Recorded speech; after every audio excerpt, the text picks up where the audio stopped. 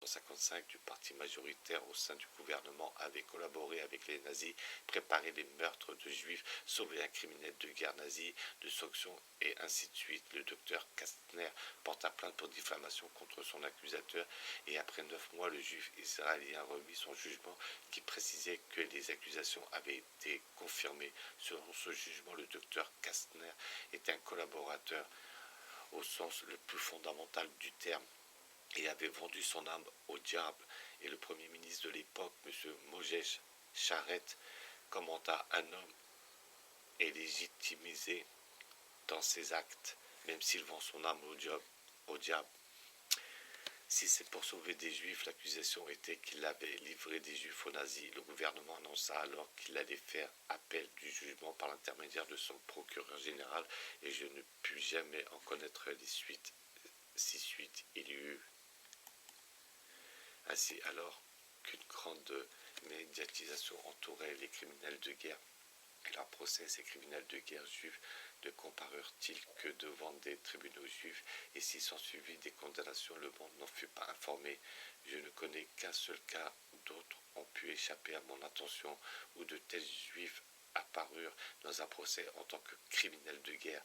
Le Jesuit Telegraph Agency, 8 mai 1946, rapporta, ouvrez les guillemets, le verdict relatif au procès du 23 gardes de camp de Brehen, donc à Anvers, l'un des enfers nazis les moins connus, a été rendu public hier. Parmi les gardes figurant 3 juifs, Walter Obler, Leo Schmand et Sally Lewin. Obler et Lewin ont été condamnés à mort à Schmand à 15 années d'emprisonnement. M. Joseph Lewitch, dans sa discussion avec M.A.K. Chesterton au sujet de l'antisémitisme, demanda à propos de ce procès: qu'est-ce que cela prouve? Que la bestialité humaine se trouve partout et que les juifs ne sont pas plus immunisés que d'autres groupes. Cela est juste, mais à côté du cœur du problème, qui est que l'opinion publique au cours de la Seconde Guerre reçut la description erronée d'une persécution exclusive des juifs menée par des non-juifs, et qu'au cours de ce siècle et dans le monde entier, les événements sont systématiques, distordus, au détriment de tous. L'épisode relatif aux Juifs ayant soutenu Hitler n'était pas des moindres lorsque Templewood, ambassadeur britannique en Espagne durant la guerre, déclara, ouvrez les guillemets, mois après mois, le général Franco, lui-même d'origine juive, autorisa la presse espagnole à relayer aussi puissamment que possible la propagande allemande. Aucun des grands journaux ne disposait d'une quelconque liberté d'action. Chacun devait de la même manière se faire l'écho de la voix de son maître. Dans ce cas-là, le maître était un juif de l'Est particulièrement sinistre, dénommé Lazare. À Vienne, il servit fidèlement Hitler, jouant le rôle d'un propagandiste fanatique soutenant l'Anschluss. À partir de là, il devint une figure importante du nazisme depuis l'ambassade de l'Allemagne, où il avait plus de pouvoir que l'ambassadeur lui-même. Il définissait quotidiennement non seulement les directions fondamentales prises par la presse espagnole, mais aussi la rédaction des brevets et des articles. Ses collaborateurs avaient leur office dans les bureaux espagnols et aucun mot n'atteignait la population espagnole sans être passé par sa sinistre approbation, grâce à un mélange pervers d'ordres brutaux et de corruption éhontée, et réussit à rendre les journaux espagnols encore plus haineux que les journaux publiés en Allemagne. Je connais ce Lazare, un conspirateur de type suave, souriant et débonnaire, et c'est par lui que j'ai appris pour la première fois la présence d'individus juifs parmi les initiés supérieurs d'Hitler en 1937. Lorsque j'ai rencontré Lazare, il était attaché de presse de la légation autrichienne dans la capitale roumaine, Bucarest. L'Autriche, qui était alors mon lieu de travail, vivait dans la crainte permanente de l'invasion nazie qui eut lieu en 1938, et ses représentants officiels à l'étranger étaient considérés par tous comme étant des fervents autrichiens et d'ardents anti-nazis. Dans le cas des Juifs, cela s'avérait être doublement certain.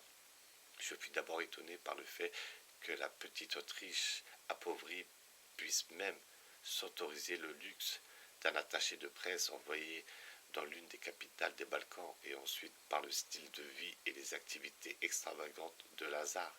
Je supposais que, comme beaucoup d'hommes situés dans cette frange de la vie diplomatique, les attachés de presse dans les Balkans étaient quelque peu douteux. Ils menaient des activités parallèles lucratives, ce qui, à Bucarest, n'était pas inhabituel. C'est bien ce qu'ils faisaient, bien qu'il ne fût pas impliqué dans le commerce de fourrure et de tapis comme je le suspectais vaguement. Sa fortune, comme les événements allaient bientôt le révéler, venait d'une source politique, de source nazie. Quand Hitler annexa l'Autriche, les journalistes du monde entier furent invités à la conférence de presse sur l'historique Wallausplatz afin d'écouter la version des faits nazis. La porte s'ouvrit sur la porte-parole du nouveau régime, le chef de la presse. Hitler, au sein de l'Autriche annexée, l'apologiste ou le propagandiste de l'annexion, c'était M. Lazare, l'Autrichien. Il était né turc, il me vit immédiatement et un rapide sourire passa fugitivement sur son impudence. Ce visage coupable me faisait gaiement signe de la main et me dit, ouvrez les guillemets, bonjour monsieur Reed, c'est un plaisir de vous revoir. Puis il expliqua ses intentions amicales du Führer concernant l'invasion et ses conséquences positives pour l'Allemagne, l'Autriche et l'humanité. Le lecteur peut constater que le monde réel est très différent de l'image fausse qui est présentée aux foules, particulièrement en temps de guerre, quand des individus tels que celui-ci contrôlent le flux d'informations destinées au peuple. Sur cette toile de fond, la vengeance fait rage et atteignit son paroxysme talmudique dans deux déplacements de population symboliques, l'un vers l'est et l'autre vers l'ouest. Depuis le monde libre, les fugitifs qui avaient réussi à fuir furent reconduits à l'esclavage communiste par les armées alliées. Depuis les territoires communistes où un homme ne pouvait même pas quitter sa ville sans une autorisation de la police, un grand nombre de juifs de l'Est sortirent librement et furent escortés sous la protection des Alliés à travers l'Europe jusqu'en Palestine. Ce mouvement Est-Ouest apporta la touche finale à la vengeance et pourrait être étudié à travers les citations suivantes. Selon le Saturday Evening Post du 11 avril 1953, ouvrez les guillemets, fort de ces honteux accords, entre parenthèses Yalta, les agents du MVD soviétique allèrent à grands pas dès après la guerre vers les camps de réfugiés et pointèrent du doigt les milliers d'entre eux qui avaient réussi à fuir la tyrannie soviétique. Ces misérables victimes furent entassées dans des wagons et renvoyées vers la mort, la torture ou la lente agonie dans les mines et les forêts de la Sibérie. Nombre d'entre eux se suicidèrent pendant le voyage. Aussi, selon les accords de Yalta, les soviétiques furent autorisés à utiliser des prisonniers allemands pour des travaux forcés à titre de réparation. Pour de telles atrocités, il n'existe pas d'excuses. Miss Kartine Ulm, une Californienne, était sous-directrice en 1945-1951 d'un camp de réfugiés à Wildfletken, en Bavière, géré par une organisation connue sous le nom de UNRRA, Administration des Nations Unies pour le secours de la réhabilitation. Elle rapporte dans son livre que Londa, un collègue, avait été envoyé en mission temporaire dans un camp du Sud. Quand les réfugiés russes de ce camp, principalement des prisonniers de guerre, avaient été renvoyés en Russie selon les termes des accords de Yalta, elle nous décrivait comme les prisonniers russes s'étaient ouverts les veines, s'étaient mis nus, puis pendus lorsque tout objet dangereux leur fut retiré, et trouvèrent encore les moyens de se suicider, et ne réussit jamais à comprendre comment un Staline avait vendu à Roosevelt et Churchill l'idée selon laquelle il n'y avait eu aucun prisonnier russe qui avait été capturé par les Allemands, mais seulement des déserteurs. Maintenant, l'envers du décor, le traitement dont bénéficiaire un seul groupe d'individus isolés de l'ensemble des victimes d'Hitler et des prisonniers de Staline, selon le Miss Ulm.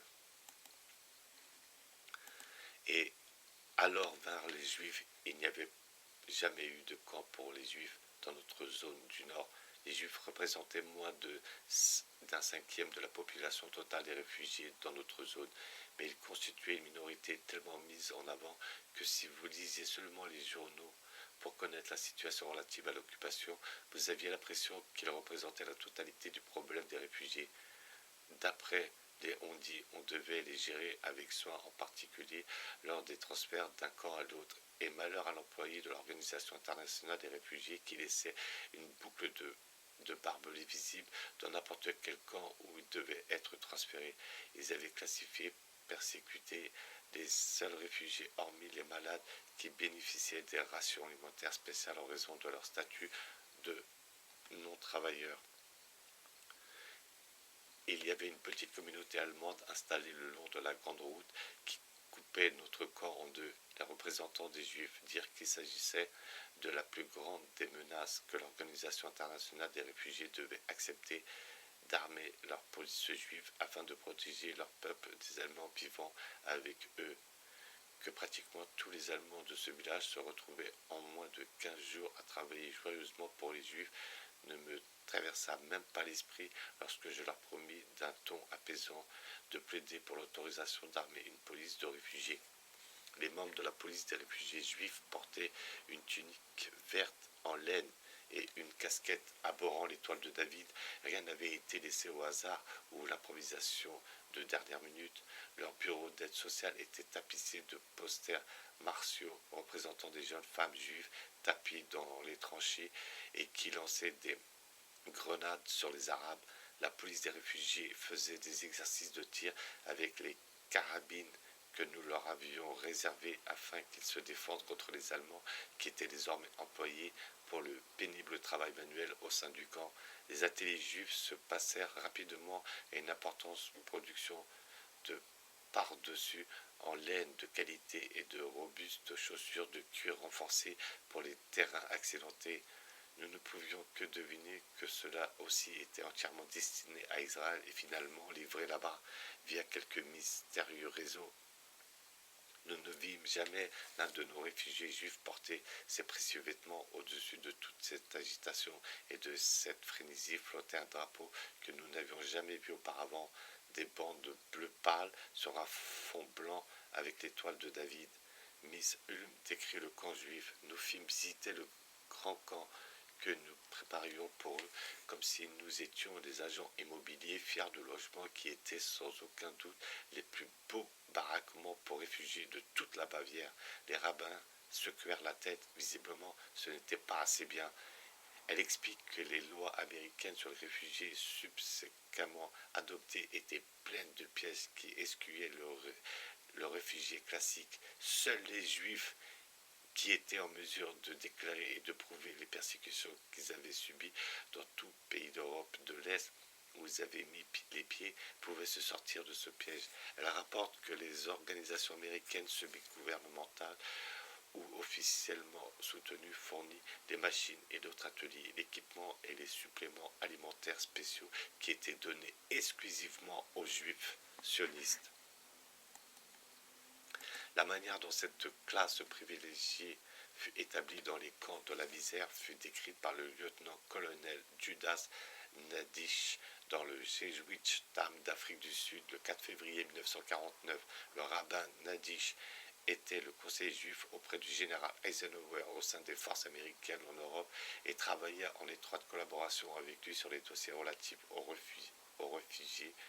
réfugiés et autres problèmes juifs et déclara au crédit d'Eisenhower, il faut souligner que lorsqu'on lui rapporta les conditions épouvantables qui régnaient au sein des camps de réfugiés en 1945 et réagit rapidement afin d'améliorer la situation, des ordres importants furent transmis, augmentant les rations alimentaires pour les persécutés. À contrario des autres réfugiés, des camps spéciaux furent mis en place pour les juifs.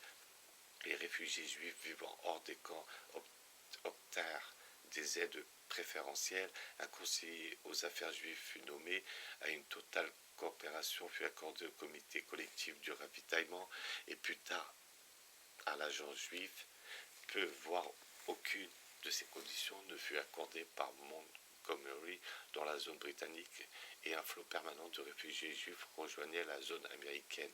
Eisenhower rendait de fréquentes visites dans les camps à des fins d'inspection et ces visites en personne remontaient le moral des réfugiés et permettaient de rappeler aux officiers subalternes la position de leur commandement en chef. Les officiers pris en faute furent suspendus, parmi lesquels un des généraux les plus haut gradés.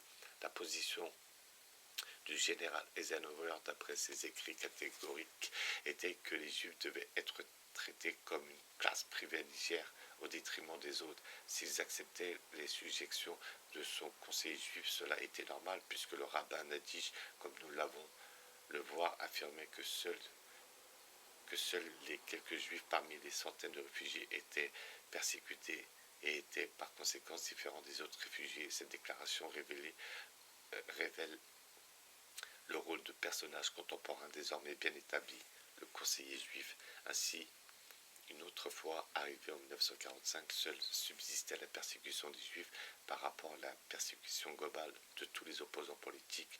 Commencée en 1933, la propagande avait tout effacé excepté cette petite fraction. La dernière citation illustre pourquoi Miss Ulm, depuis son camp de réfugiés, écrivait que, ouvrez les guillemets, si vous lisiez seulement les journaux, vous auriez l'impression que les Juifs représentaient la totalité du problème des réfugiés, alors que la grande partie des victimes étaient oubliées ou renvoyées à la tyrannie, que certains avaient fui. Ce groupe spécifique, sous la protection et l'escorte de l'Occident, fut blanchi, nourri, équipé, armé et guidé vers l'invasion d'un petit pays d'Arabie. L'Orient équipa ses envahisseurs. L'Occident chrétien les transporta. Dans cette démarche, il n'y a aucune différence entre le monde libre et le monde asservi derrière le rideau de fer. Au contraire, il y avait convergence d'objectifs et mise en œuvre concertée, une entité directrice faisant peu de cas des États-nations et des frontières des alliés et des ennemis, ou d'aucune des principes si souvent mis en avant par les élus dictateurs étaient manifestement à l'œuvre. L'Occident s'unit à l'Orient dans la vengeance, mais le pattern était établi par l'Orient, et c'était le même qui s'était révélé dans la Russie de 1917, dans les protocoles de 1905 et dans la révolution de 1848. Par conséquent, on doit rechercher les auteurs de la vengeance de 1945 au sein du territoire révolutionnaire, et pour cette raison, il est utile d'étudier la nature de la révolution de 1945 afin de découvrir si elle-même, ainsi que ses auteurs, avait évolué par rapport à 1917, où elle incluait 90% de juifs, et 1848, un Disraeli avait déclaré que les meneurs étaient des juifs.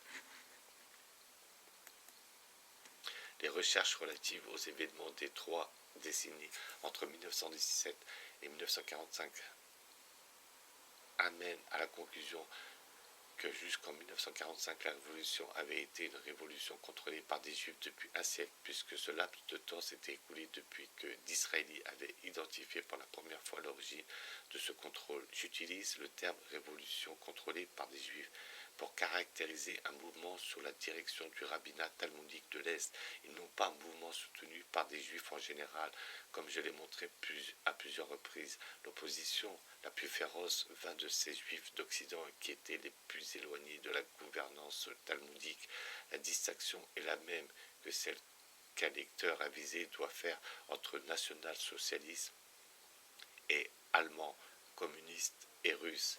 D'après cette définition, la révolution continue, à mon avis, à être juive au cours des 30 années qui suivirent 1917. La nature juive des premiers gouvernements bolcheviques et de leurs actes a été démontrée précédemment. Les mêmes caractéristiques apparurent dans les 2 gouvernements éphémères issus de la révolution et mis en place par les bolcheviks en 1919, en Bavière et en Hongrie. Dans les 2 cas, les terroristes furent principalement importés dans ces pays sous le couvert de prisonniers de guerre. De retour, et avaient reçu en Russie une formation d'agents communistes subversifs. En Allemagne, le mouvement communiste était à l'époque dirigé par la ligne spartakiste. Spartacus était le nom de code d'Adam Weishaupt, dont les dirigeants étaient presque exclusivement juifs. Rosa Luxembourg, Léo Jogic, Pologne, Paul Lévy, Eugène Lévin, Russie et Karl Liebknecht, ainsi que le gouvernement bolchevique de Bavière qui comptait un certain Adolf Jacob Hitler Rothschild dans ses rangs. Logiquement, se révéla-t-il être dirigé par des juifs, Kurt Eisner, Ernest Toller et Eugène Levin. En Hongrie, les principaux leaders terroristes étaient tous des juifs formés en Russie.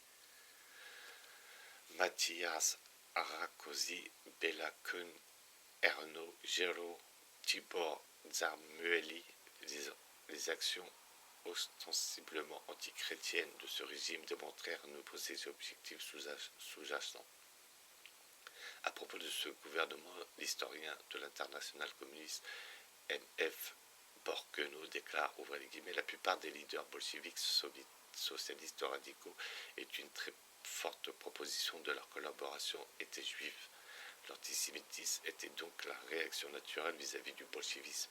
Dans cet extrait caractéristique, le lecteur peut noter que la réaction vis-à-vis du bolchevisme est assimilée à l'antisémitisme. Clairement, on ne pourrait éviter ce qualificatif qu'en s'abstenant de réagir contre le bolchevisme.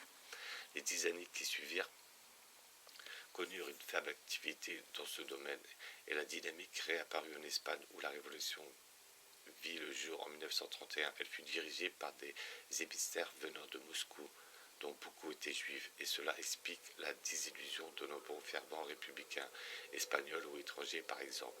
Une grande partie du clergé et des laïcs catholiques votèrent pour la République et réalisèrent ensuite que l'impulsion réformatrice, une fois de plus, avait été transformée en une attaque contre la foi chrétienne en tant que telle. Les églises, monastères et tout bâtiment portant le symbole de la croix furent détruits.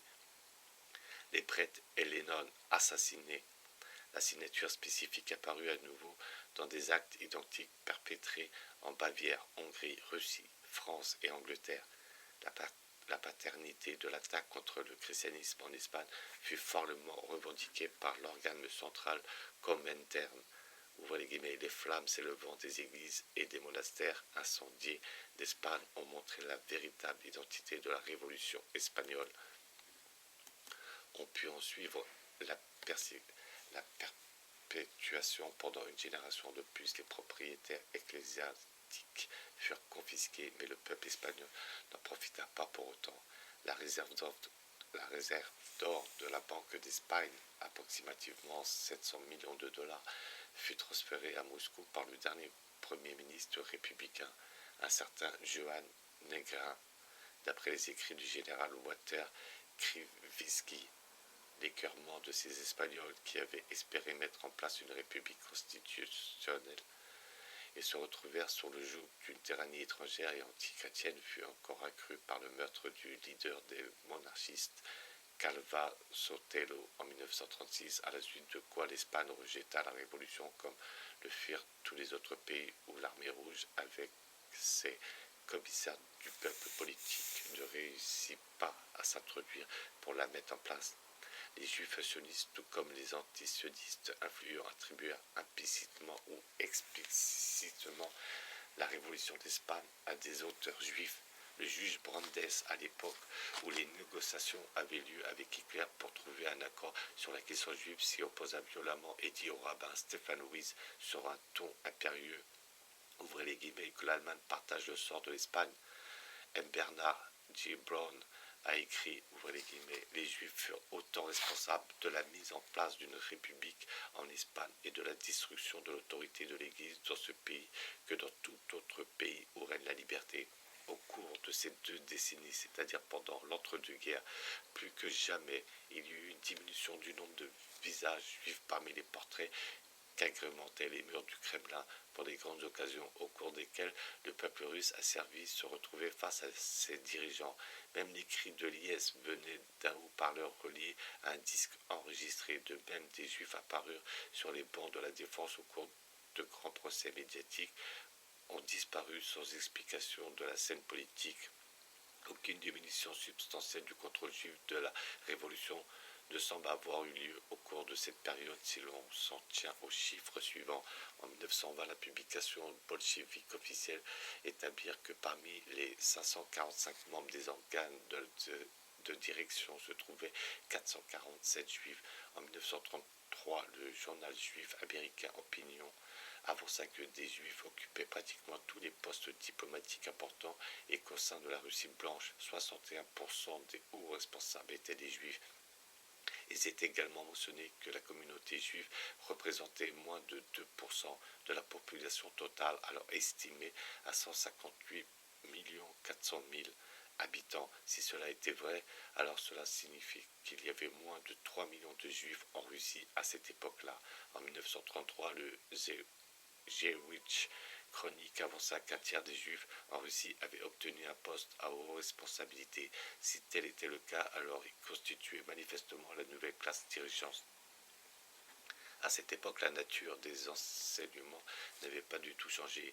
Lou Natcharsky, commissaire de l'instruction publique, était l'un des rares Russes à un poste de dirigeant, mais il parlait comme un talmudiste. Ouvrez les guillemets, nous haïssons le christianisme et les chrétiens. Même les meilleurs d'entre eux doivent être considérés comme nos pires voisins. Ils prêchent l'amour du prochain et le pardon, ce qui est contraire à nos principes. Au lieu de l'amour de notre prochain, ce que nous voulons est la haine. Nous devons apprendre comment haïr et c'est seulement là que nous pourrons conquérir le monde. C'est un extrait parmi tant d'autres écrits de cette époque et la seule source originelle que je connaisse pour de telles idées est le Talmud sioniste, qui est lui-même la continuation d'un concept pré-chrétien, ancien et barbare, et contient des principes tels que vous êtes des êtres humains, mais les nations de la terre ne sont pas des êtres humains, mais des bêtes. L'on peut présumer que c'est par de tels discours que Lou Natcharsky se qualifia pour le poste d'ambassadeur en Espagne au cours de la tentative de révolution dans ce pays. En 1935, je me rendis à Moscou pour le Times de Londres. J'y accompagnai M. Anthony Eden. Il était le tout premier ministre britannique à se rendre dans la capitale révolutionnaire. Le Times avait précédemment refusé d'envoyer un correspondant, de sorte que je fus le premier représentant, après Robert Wilton, dont j'ai raconté l'histoire dans un chapitre précédent. Ce vide de 15 années avait été rempli par une correspondance qui résidait à Riga, en Lettonie. MROG Urch, qui était la cible de diffamations sournoises permanentes. J'ai été informé, mais manquant d'expérience dans le domaine, je ne comprenais pas ce que cela signifiait. Je fus immédiatement interpellé par un événement que je n'avais jamais observé dans aucun autre pays. J'écrivis dans mon premier compte-rendu que M. Eden avait quitté la gare en voiture et traversé des rues remplies d'une foule morne et silencieuse, et un censeur juif me demanda de retirer ces mots. Je crus tout d'abord qu'il s'agissait d'une simple remarque stupide. Je me demandais s'il souhaitait que j'écrive que la foule était constituée de bourgeois portant des hautes formes, mais j'en sus un peu plus au cours des jours qui suivirent, et dans mon livre de 1938, j'écrivais, ouvrez les guillemets, le service de censure, et cela signifie toute la machinerie qui contrôlait le jeu et bridait la presse étrangère était intégralement composée de juifs, et cela m'étonna plus que toute autre chose que je le vis à Moscou, et je ne semblais pas y avoir un seul non-juif. Dans tout le service, on m'avait dit que la proportion de juifs dans le gouvernement était faible, mais dans ce département spécifique que j'eus l'occasion de connaître en détail, il semblait détenir un monopole, et je me demandais où pouvaient être les Russes. La réponse semblait être qu'ils étaient dans les foules mornes et silencieuses que j'avais vues, mais donc on ne devait pas parler. J'avais rapidement par des anciens que la proportion de juifs dans le gouvernement n'était pas l'effet par faible, mais qu'ils détenaient une grande partie du pouvoir, voire même qu'ils détenaient tout le pouvoir. À Moscou, je fus incapable de rencontrer un seul Russe. C'était l'autre aspect de la même expérience. Je n'avais encore jamais vu une classe dirigeante aussi totalement isolée des masses asservies. À l'époque de cette visite à Moscou, Je n'avais aucune raison d'enquêter sur une domination exercée par les Juifs. Les faits s'imposèrent à moi. En 1935, je n'avais guère commencé à me pencher sur la question juive. L'impression que j'ai rapportée ci-dessus fut la première éprouvée par un observateur expérimenté qui n'avait jamais vu Moscou ni la Russie auparavant. Je la trouvais confirmée par un homme tout aussi expérimenté qui vécut là-bas pendant 12 ans. De 1922 à 1934, le livre de M. William Henry Chamberlain reste aujourd'hui la référence sur cette époque. Il écrivit, ouvrez les guillemets, un nombre considérable de juifs a fait carrière dans la bureaucratie soviétique parmi peut-être une douzaine de fonctionnaires que je connaissais au sein du service de presse ou du commissariat des affaires étrangères. Je ne me souviens que d'un qui n'était pas juif. En effet, la prédominance des juifs au sein de ce commissariat à l'époque de mon séjour était presque absurde. Les Russes étaient essentiellement représentés par des portiers grisonnants et les vieilles dames négligées qui servaient le thé. On pouvait également trouver de nombreux juifs dans le GPU, entre parenthèses la police secrète, au sein de l'internationale communiste et dans les départements liés au commerce et à la finance. M. Chamberlain aboutit à une conclusion différente de la mienne en ce qui concerne la cause initiale et ses conséquences. Il déclara, ouvrez les guillemets, à la suite de mon séjour en Russie, j'ai reçu parfois des courriers me demandant ce que les Juifs faisaient au sein du régime soviétique, sous-entendant que les Juifs se comportaient comme un groupe compact et homogène et que la révolution entière était un complot juif. Il n'y a pas la moindre preuve historique étayant une telle hypothèse. Aucune théorie affirme que les Juifs, en tant que bloc racial, œuvraient au triomphe du bolchevisme, ne tiendra face à une analyse historique sérieuse. Dans ce passage, deux éléments sont confus. La force directrice de la communauté juive et l'ensemble des individus appelés juifs. Ni les Allemands ni les Russes, en tant que groupe racial, n'œuvrèrent au triomphe du national-socialisme ou du communisme, mais chacun d'eux les subit. Les peuples et les foules n'œuvrent jamais consciemment au triomphe de quoi que ce soit. Ils sont orientés par le groupe hautement organisé qui les domine. Et que ce soit le groupe, l'ensemble compact et homogène des travailleurs, n'œuvrent jamais pour la grève générale, mais les grèves générales sont proclamées en leur nom. Ce livre a démontré au fil des pages que, par exemple, l'opposition la plus virulente envers le sionisme provenait des Juifs, mais aujourd'hui, ce groupe racial s'est vu poser le sionisme sur le dos comme une camisole de force. À mon avis, la force directrice de la Révolution fut dès 1848 et pendant les années qui suivirent. Preuve à l'appui, celle du rabbinat talmudique de l'Est, et selon cette acceptation, la Révolution fut un complot juif. En 1935, à Moscou, je fus amené à faire connaissance de certains oligarques juifs. L'un d'entre eux était le corpulent Maxime Litvinov, une figure emblématique du romanisme, café ou de café royal, qui était devenu l'un des grands noms de la Révolution. Un autre s'appelait Oumansky, un jeune homme suave, souriant et très dangereux qui venait, je crois, de Roumanie, mais qui n'aurait pu être bon à Russe s'ils étaient nés en Afrique. J'avais le sentiment de voyager à travers la Russie, tout comme Lénine qui s'y rendait dans un wagon blindé. En 1937, la situation n'avait, je pense, guère changé.